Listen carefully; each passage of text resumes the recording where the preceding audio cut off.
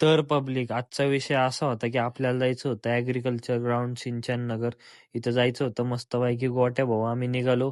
निघाल्यानंतर आपला नीट काम कधी होतच नाही. आलो पुढं तर डायरेक्ट लागलं ट्रॅफिक.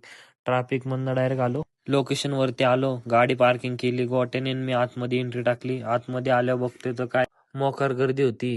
पण इथं वस्तू पण अँटिक चांगल्या चांगल्या होत्या. हे माशाचं लॉक बघा कसलंय. तुम्हाला घ्यायचं असेल तर घ्या. मग काय बघितलं तर खूप भारी भारी वस्तू होत्या.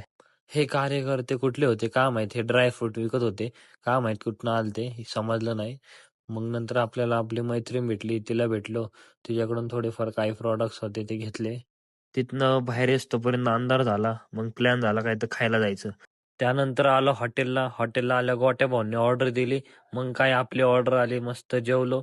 मग आलो बदाम शेक पिला. बदाम शेक पिल्यावर आलो घरी. तर तुम्हाला आजचा विषय कसा वाटला? तर आपण आता भेटू पुढच्या ब्लॉगमध्ये.